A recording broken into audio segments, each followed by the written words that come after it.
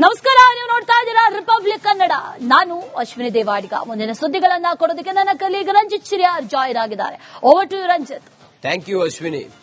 Techie Sharmila ಕೊಲೆ ಪ್ರಕರಣದಲ್ಲಿ ಈಗ ಮೇಜರ್ ಟ್ವಿಸ್ಟ್ ಸಿಗ್ತಾ ಇದೆ. ಈ ಕರ್ನಲ್ ಕುರೈ ಅನ್ನೋ ವ್ಯಕ್ತಿ ಏನಿದ್ದಾನೆ, ಈತ ನನಗೇನು ಗೊತ್ತೇ ಇಲ್ಲ ಅಂತ ಹೇಳಿ ಹೇಳ್ತಾ ಇದ್ದ. ಆದ್ರೆ ಆತನ ಹೈಡ್ರಾಮಾ ಎಲ್ಲವೂ ಕೂಡ ಪೊಲೀಸರ ತನಿಖೆ ವೇಳೆ ಈಗ ಬಯಲಾಗಿದೆ. ಆತನ ಡ್ರಾಮಾ ಎಲ್ಲವೂ ಕೂಡ ಬಯಲಾಗಿದೆ. ಶರ್ಮಿಳಾ ಕೊಲೆಯಾಗಿದ್ದು ಹೇಗೆ ಅಂತ ಹೇಳಿ, ಕರ್ನಲ್ ಕುರೈ ಆತನ ಪ್ಲಾನ್ ಏನು ಅಂತ ಹೇಳಿ ರಿಪಬ್ಲಿಕ್ ಕನ್ನಡ ಈಗ ಮಾಹಿತಿಯನ್ನ ತೆರೆದಿಡ್ತಾ ಇದೆ.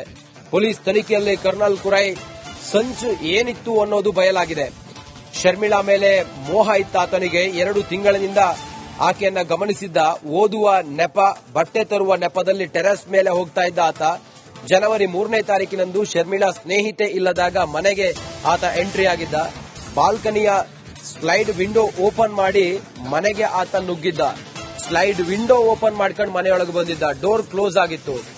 ಆತ ಟೆರೆಸ್ ಮೇಲೆ ಓದಕ್ಕಂತೇಳಿ ಹೋಗ್ತಾ ಇದ್ದ.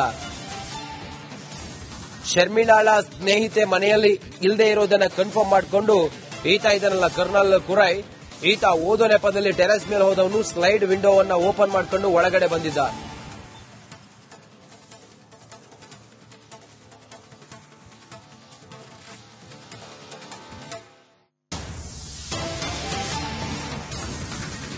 ಕರ್ನಲ್ ಕುರೈ ಆತ ಓದುವ ನೆಪದಲ್ಲಿ ಟೆರೆಸ್ ಮೇಲೆ ಬಂದು ಶರ್ಮಿಳಾ ಇದ್ದ ಮನೆಗೆ ಆತ ಸ್ಲೈಡ್ ವಿಂಡೋವನ್ನ ಓಪನ್ ಮಾಡ್ಕೊಂಡು ಒಳಗಡೆ ನುಗ್ಗುತ್ತಾನೆ. ಒಳಗಡೆ ನುಗ್ಗಿದವನು ಏನ್ ಮಾಡ್ತಾ ಗೊತ್ತಾ? ಸ್ಟವ್ ಆನ್ ಮಾಡಿ ಹಾಲು ಕಾಯಿಸಲು ಮೃತ ಯುವತಿ ಶರ್ಮಿಳಾ ಇಟ್ಟಿದ್ರು. ಕುರೈ ಮನೆಗೆ ಎಂಟ್ರಿ ಕೊಟ್ಟವನೇ ಅಡುಗೆ ಮನೆಯಲ್ಲಿ ಶರ್ಮಿಳಾ ಇರ್ತಾಳೆ, ಅವಳನ್ನ ನೋಡ್ತಾನೆ. ಕುರೈ ಬೆಡ್ರೂಮ್ಗೆ ಬಂದಾಗ ಶರ್ಮಿಳಾ ಗಾಬರಿಗೊಳ್ತಾಳೆ. ಇಬ್ಬರ ನಡುವೆ ಜಗಳ ನಡೆದು ಪ್ರಜ್ಞಾಹೀನಳಾಗಿ ಶರ್ಮಿಳಾ ಬೀಳ್ತಾಳೆ. ಶರ್ಮಿಳಾಳನ್ನ ಕಿಚನ್ಗೆ ಕರೆದೊಯ್ದಿದ್ದ ಕರ್ನಲ್ ಕುರೈ ಬೆಂಕಿ ಹಚ್ಚಿ ಪರಾರಿಯಾಗೋದಕ್ಕೆ ಪ್ರಯತ್ನ ಪಡ್ತಾನೆ.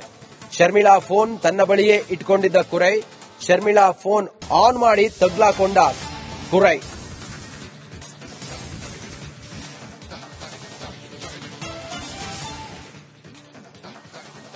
ನೋಡಿ, ಈತೆಂತ ಕ್ರಿಮಿನಲ್ ಅಂತ ಹೇಳಿದ್ರೆ, ಈತ ಓದ ನೆಪದಲ್ಲಿ ಬಂದವನು ಶರ್ಮಿಳಾಳ ರೂಮ್ಗೆ ಹೋಗ್ತಾನೆ. ಆಕೆ ಜೊತೆ ಜಗಳ ಆಗುತ್ತೆ. ಆಕ ಪ್ರಜ್ಞೆ ತಪ್ಪಿ ಬೀಳ್ತಾಳೆ ಶರ್ಮಿಳಾ. ಆನಂತರ ಸ್ಟವ್ ಹತ್ರ ಹೋಗಿ ಆತ ಆಕೆಯನ್ನ ಕೊಂದಾಕ್ತಾನೆ. ಕೊಂದಾಕಿ ಆಕೆಯ ಮೊಬೈಲ್ ಅನ್ನ ಎಸ್ಕೇಪ್ ಅಲ್ಲಿಂದ ತಗೊಂಡು ಆತ ಎಸ್ಕೇಪ್ ಆಗ್ತಾನೆ. ಆನಂತರ ಯಾವಾಗ ಈ ಕರ್ನಲ್ ಕುರೈ ಮೊಬೈಲ್ ಆನ್ ಮಾಡ್ತಾನೋ, ಇವನೇ ಶರ್ಮಿಳಾಳನ್ನ ಕೊಲೆ ಮಾಡಿರೋದು ಅನ್ನುವಂತ ಅಸಲಿ ಸತ್ಯ ಬಯಲಾಗುತ್ತೆ. ಈ ಶರ್ಮಿಳಾ ಮನೆಗೆ ಕುರೈ ಎಂಟ್ರಿ ಕೊಡೋದು. ಆಗ ಶರ್ಮಿಳಾ ಅಡುಗೆ ಮನೆಯಲ್ಲಿ ಇರ್ತಾಳೆ. ಸ್ಟವ್ ಆನ್ ಮಾಡಿ ಹಾಲು ಕಾಯಿಸಲು ಮೃತ ಶರ್ಮಿಳಾ ಇಟ್ಟಿರ್ತಾಳೆ. ಕುರೈ ಬೆಡ್ರೂಮ್ಗೆ ಬಂದಾಗ ಶರ್ಮಿಳಾ ಗಾಬರಿಗೊಳ್ತಾಳೆ. ಇಬ್ಬರ ನಡುವೆ ಜಗಳ ನಡೆದು ಪ್ರಜ್ಞಾಹೀನಳಾಗಿ ಬಿದ್ದಿರ್ತಾಳೆ ಶರ್ಮಿಳಾ. ಶರ್ಮಿಳಾಳನ್ನ ಕಿಚನ್ಗೆ ಕರ್ಕೊಂಡು ಹೋಗಿ ಕರ್ನಲ್ ಕುರೈ ಬೆಂಕಿ ಹಚ್ಚಿ ಆನಂತರ ಕರ್ನಲ್ ಕುರೈ ಅಲ್ಲಿಂದ ಪರಾರಿಯಾಗ್ತಾನೆ. ಶರ್ಮಿಳಾ ಫೋನ್ ತನ್ನ ಬಳಿಯೇ ಇಟ್ಕೊಂಡಿದ್ದ ಕುರೈ ಶರ್ಮಿಳಾ ಫೋನ್ ಆನ್ ಮಾಡಿ ಆನಂತರ ಕುರೈ ತಗ್ಲಾಕೊಳ್ತಾನೆ. ಇದು ಈತ ಮಾಡಿದಂತ ಖತರ್ನಾಕ್ ಪ್ಲಾನ್. ಇದು ಮೊಬೈಲ್ ತಗೊಂಡು ಹೋಗಿ ಆತ ಏನಾದ್ರೂ ಅದನ್ನ ಡಿಸ್ಪೋಸ್ ಮಾಡಿದ್ರೆ ಬಹುಶಃ ಆತ ಸಿಕ್ಕಿ ಬಿಡ್ತಾನೆ ಇರ್ಲಿಲ್ವೇನೋ. ಸದ್ಯಕ್ಕೆ ಆತ ಮೊಬೈಲ್ ಆನ್ ಮಾಡ್ದ, ಸಿಕ್ಕಿ ಬಿದ್ದ. ಈತನ ಡ್ರಾಮಾ ಎಲ್ಲವೂ ಕೂಡ ಪೊಲೀಸರ ತನಿಖೆ ವೇಳೆ ಈಗ ಬಯಲಾಗಿದೆ.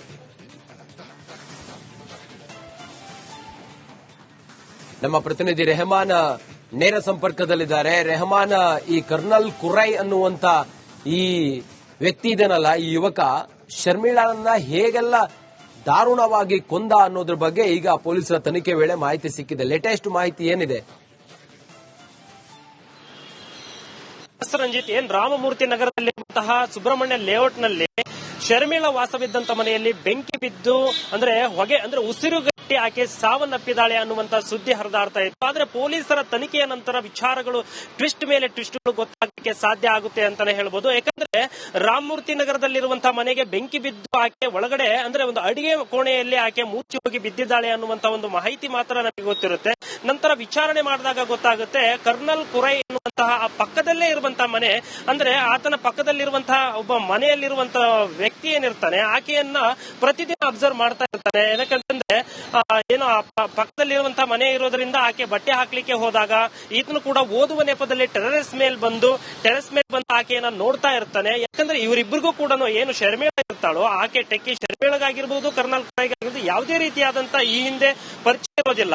ಏಕಾಏಕಿ ಈತ ಒಂದು ದಿನ ಏನ್ ಮಾಡ್ತಾನೆ, ಜನವರಿ 3ನೇ ತಾರೀಕು ಯಾರೂ ಇರೋದಿಲ್ಲ, ಆಕೆಯ ಸ್ನೇಹಿತ ಶಬ್ನಮ್ ಕೂಡ ಯಾವುದೋ ಒಂದು ಕೆಲಸದ ನಿಮಿತ್ತ ದೆಹಲಿಗೆ ಹೋಗಿರ್ತಾಳೆ. ಈ ಸಂದರ್ಭದಲ್ಲಿ ಆಕೆ ಒಬ್ಬಳೇ ಮನೆಯಲ್ಲಿರೋದನ್ನ ಈತ ನೋಡಿರ್ತಾನೆ, ಅಬ್ಸರ್ವ್ ಮಾಡಿರ್ತಾನೆ. ಹಾಗಾಗಿ ಏಕಾಏಕಿ ಒಳಗಡೆ ಎಂಟ್ರಿ ಕೊಡ್ತಾನೆ. ಈ ಸಂದರ್ಭದಲ್ಲಿ ಮನೆ ಒಳಗಡೆ ಆಕೆ ಅಡಿಗೆ ಕೋಣೆಯಲ್ಲಿ ಹಾಲನ್ನ ಕಾಯಿಸುವಂತ ಒಂದು ಕೆಲಸವನ್ನ ಮಾಡ್ತಾ ಇರ್ತಾಳೆ.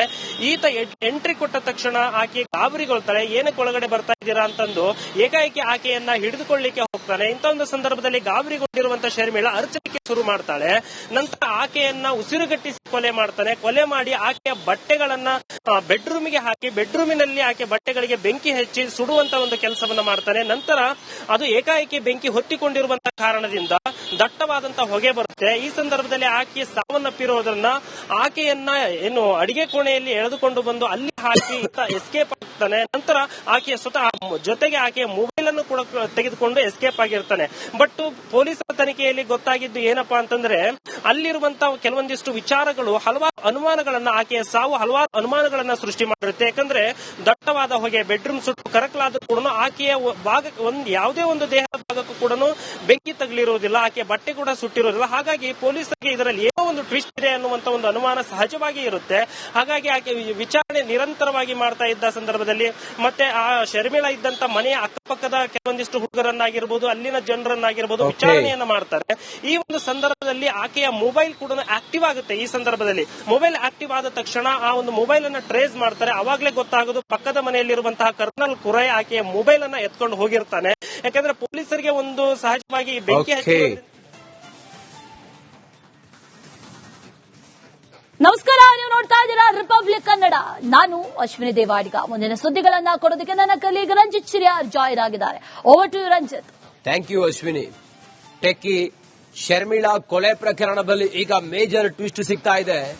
ಈ ಕರ್ನಲ್ ಕುರೈ ಅನ್ನೋ ವ್ಯಕ್ತಿ ಏನಿದ್ದಾನೆ ಈತ ನನಗೇನು ಗೊತ್ತೇ ಇಲ್ಲ ಅಂತ ಹೇಳಿ ಹೇಳ್ತಾ ಇದ್ದ. ಆದ್ರೆ ಆತನ ಹೈಡ್ರಾಮಾ ಎಲ್ಲವೂ ಕೂಡ ಪೊಲೀಸರ ತನಿಖೆ ವೇಳೆ ಈಗ ಬಯಲಾಗಿದೆ. ಆತನ ಡ್ರಾಮಾ ಎಲ್ಲವೂ ಕೂಡ ಬಯಲಾಗಿದೆ. ಶರ್ಮಿಳಾ ಕೊಲೆಯಾಗಿದ್ದು ಹೇಗೆ ಅಂತ ಹೇಳಿ, ಕರ್ನಲ್ ಕುರೈ ಆತನ ಪ್ಲಾನ್ ಏನು ಅಂತ ಹೇಳಿ ರಿಪಬ್ಲಿಕ್ ಕನ್ನಡ ಈಗ ಮಾಹಿತಿಯನ್ನ ತೆರೆದಿಡ್ತಾ ಇದೆ. ಪೊಲೀಸ್ ತನಿಖೆಯಲ್ಲಿ ಕರ್ನಲ್ ಕುರೈ ಸಂಚು ಏನಿತ್ತು ಅನ್ನೋದು ಬಯಲಾಗಿದೆ.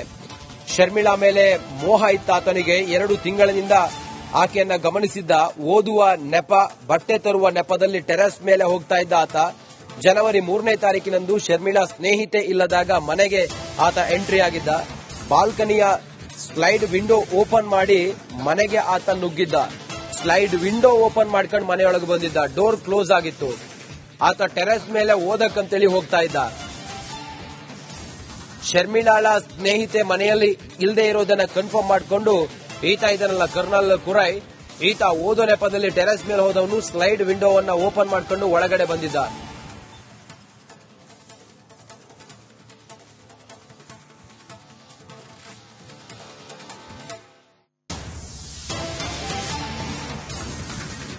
ಕರ್ನಲ್ ಕುರೈ ಆತ ಓದುವ ನೆಪದಲ್ಲಿ ಟೆರೆಸ್ ಮೇಲೆ ಬಂದು ಶರ್ಮಿಳಾ ಇದ್ದ ಮನೆಗೆ ಆತ ಸ್ಲೈಡ್ ವಿಂಡೋವನ್ನ ಓಪನ್ ಮಾಡ್ಕೊಂಡು ಒಳಗಡೆ ನುಗ್ಗುತ್ತಾನೆ.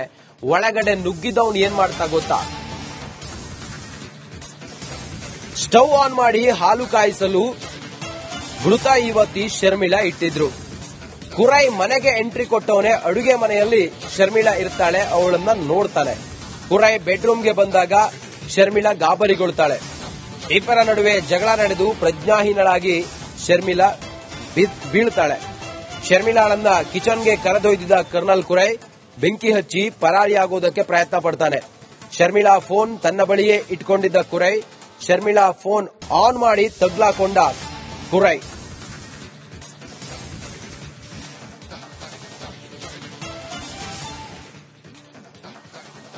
ನೋಡಿ, ಈತೆಂತ ಕ್ರಿಮಿನಲ್ ಅಂತ ಹೇಳಿದ್ರೆ, ಈತ ಓದ ನೆಪದಲ್ಲಿ ಬಂದವನು ಶರ್ಮಿಳಾಳ ರೂಮ್ಗೆ ಹೋಗ್ತಾನೆ.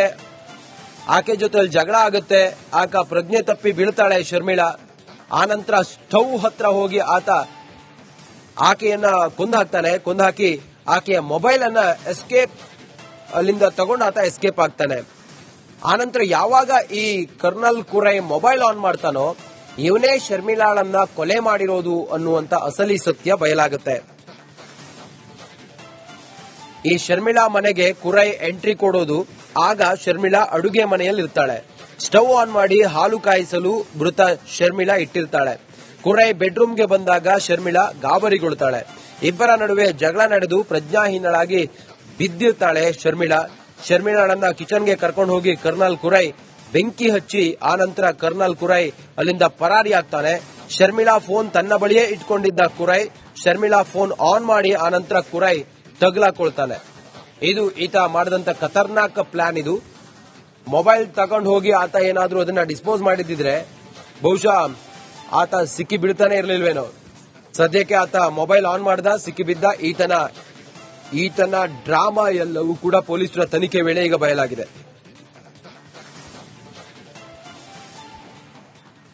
ನಮ್ಮ ಪ್ರತಿನಿಧಿ ರೆಹಮಾನ್ ನೇರ ಸಂಪರ್ಕದಲ್ಲಿದ್ದಾರೆ. ರೆಹಮಾನ್, ಈ ಕರ್ನಲ್ ಕುರೈ ಅನ್ನುವಂತ ಈ ವ್ಯಕ್ತಿ ಇದನ್ನಲ್ಲ, ಈ ಯುವಕ ಶರ್ಮಿಳಾಳನ್ನ ಹೇಗೆಲ್ಲ ದಾರುಣವಾಗಿ ಕೊಂದ ಅನ್ನೋದ್ರ ಬಗ್ಗೆ ಈಗ ಪೊಲೀಸರ ತನಿಖೆ ವೇಳೆ ಮಾಹಿತಿ ಸಿಕ್ಕಿದೆ. ಲೇಟೆಸ್ಟ್ ಮಾಹಿತಿ ಏನಿದೆ?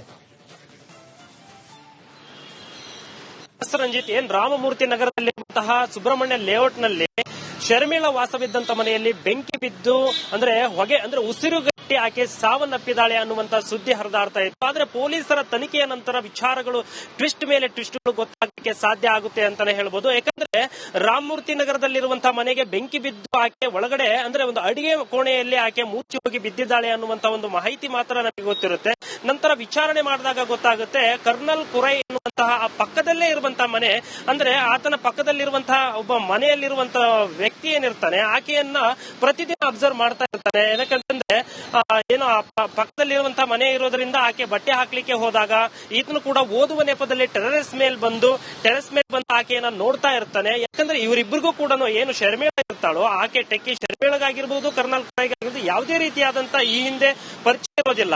ಏಕಾಏಕಿ ಈತ ಒಂದು ದಿನ ಏನ್ ಮಾಡ್ತಾನೆ, ಜನವರಿ 3ನೇ ತಾರೀಕು ಯಾರೂ ಇರೋದಿಲ್ಲ, ಆಕೆಯ ಸ್ನೇಹಿತ ಶಬ್ನಮ್ ಕೂಡ ಯಾವುದೋ ಒಂದು ಕೆಲಸದ ನಿಮಿತ್ತ ದೆಹಲಿಗೆ ಹೋಗಿರ್ತಾಳೆ. ಈ ಸಂದರ್ಭದಲ್ಲಿ ಆಕೆ ಒಬ್ಬಳೇ ಮನೆಯಲ್ಲಿರೋದನ್ನ ಈತ ನೋಡಿರ್ತಾನೆ, ಅಬ್ಸರ್ವ್ ಮಾಡಿರ್ತಾನೆ. ಹಾಗಾಗಿ ಏಕಾಏಕಿ ಒಳಗಡೆ ಎಂಟ್ರಿ ಕೊಡ್ತಾನೆ. ಈ ಸಂದರ್ಭದಲ್ಲಿ ಮನೆ ಒಳಗಡೆ ಆಕೆ ಅಡಿಗೆ ಕೋಣೆಯಲ್ಲಿ ಹಾಲನ್ನ ಕಾಯಿಸುವಂತ ಒಂದು ಕೆಲಸವನ್ನ ಮಾಡ್ತಾ ಇರ್ತಾಳೆ. ಈತ ಎಂಟ್ರಿ ಕೊಟ್ಟ ತಕ್ಷಣ ಆಕೆ ಗಾಬರಿಗೊಳ್ತಾಳೆ. ಏನಕ್ಕೆ ಒಳಗಡೆ ಬರ್ತಾ ಇದ್ದೀರಾ ಅಂತಂದು ಏಕಾಏಕಿ ಆಕೆಯನ್ನ ಹಿಡಿದುಕೊಳ್ಳಿಕ್ಕೆ ಹೋಗ್ತಾನೆ. ಇಂಥ ಒಂದು ಸಂದರ್ಭದಲ್ಲಿ ಗಾಬರಿಗೊಂಡಿರುವಂತಹ ಶರ್ಮಿಳಾ ಅರ್ಚಲಿಕ್ಕೆ ಶುರು ಮಾಡ್ತಾಳೆ. ನಂತರ ಆಕೆಯನ್ನ ಉಸಿರುಗಟ್ಟಿಸಿ ಕೊಲೆ ಮಾಡ್ತಾನೆ. ಕೊಲೆ ಮಾಡಿ ಆಕೆಯ ಬಟ್ಟೆಗಳನ್ನ ಬೆಡ್ರೂಮಿಗೆ ಹಾಕಿ ಬೆಡ್ರೂಮಿನಲ್ಲಿ ಆಕೆ ಬಟ್ಟೆಗಳಿಗೆ ಬೆಂಕಿ ಹಚ್ಚಿ ಸುಡುವಂತ ಒಂದು ಕೆಲಸವನ್ನ ಮಾಡ್ತಾನೆ. ನಂತರ ಅದು ಏಕಾಏಕಿ ಬೆಂಕಿ ಹೊತ್ತಿಕೊಂಡಿರುವಂತಹ ಕಾರಣದಿಂದ ದಟ್ಟವಾದಂತಹ ಹೊಗೆ ಬರುತ್ತೆ. ಈ ಸಂದರ್ಭದಲ್ಲಿ ಆಕೆ ಸಾವನ್ನಪ್ಪಿರೋದ್ರನ್ನ ಆಕೆಯನ್ನ ಅಡಿಗೆ ಕೋಣೆಯಲ್ಲಿ ಎಳೆದುಕೊಂಡು ಬಂದು ಅಲ್ಲಿ ಹಾಕಿ ಎಸ್ಕೇಪ್ ಆಗ್ತಾನೆ. ನಂತರ ಆಕೆಯ ಸ್ವತಃ ಜೊತೆಗೆ ಆಕೆಯ ಮೊಬೈಲ್ ಅನ್ನು ಕೂಡ ತೆಗೆದುಕೊಂಡು ಎಸ್ಕೇಪ್ ಆಗಿರ್ತಾನೆ. ಬಟ್ ಪೊಲೀಸರ ತನಿಖೆಯಲ್ಲಿ ಗೊತ್ತಾಗಿದ್ದು ಏನಪ್ಪಾ ಅಂತಂದ್ರೆ ಅಲ್ಲಿರುವಂತಹ ಕೆಲವೊಂದಿಷ್ಟು ವಿಚಾರಗಳು ಹಲವಾರು ಅನುಮಾನಗಳನ್ನ, ಆಕೆಯ ಸಾವು ಹಲವಾರು ಅನುಮಾನಗಳನ್ನ ಸೃಷ್ಟಿ ಮಾಡಿರುತ್ತೆ. ಯಾಕಂದ್ರೆ ದಟ್ಟವಾದ ಹೊಗೆ, ಬೆಡ್ರೂಮ್ ಸುಟ್ಟು ಕರಕಲಾದ್ರೂ ಕೂಡ ಆಕೆಯ ಯಾವುದೇ ಒಂದು ದೇಹದ ಭಾಗಕ್ಕೂ ಕೂಡ ಬೆಂಕಿ ತಗಲಿರುವುದಿಲ್ಲ, ಆಕೆಯ ಬಟ್ಟೆ ಕೂಡ ಸುಟ್ಟಿರೋದಿಲ್ಲ. ಹಾಗಾಗಿ ಪೊಲೀಸರಿಗೆ ಇದರಲ್ಲಿ ಏನೋ ಒಂದು ಟ್ವಿಸ್ಟ್ ಇದೆ ಅನ್ನುವಂತ ಒಂದು ಅನುಮಾನ ಸಹಜವಾಗಿ ಇರುತ್ತೆ. ಹಾಗಾಗಿ ಆಕೆ ವಿಚಾರಣೆ ನಿರಂತರವಾಗಿ ಮಾಡ್ತಾ ಇದ್ದ ಸಂದರ್ಭದಲ್ಲಿ ಮತ್ತೆ ಆ ಶರ್ಮಿಳಾ ಇದ್ದಂತ ಮನೆಯ ಅಕ್ಕಪಕ್ಕದ ಕೆಲವೊಂದಿಷ್ಟು ಹುಡುಗರನ್ನಾಗಿರ್ಬೋದು, ಅಲ್ಲಿನ ಜನರನ್ನಾಗಿರ್ಬೋದು ವಿಚಾರಣೆಯನ್ನ ಮಾಡ್ತಾರೆ.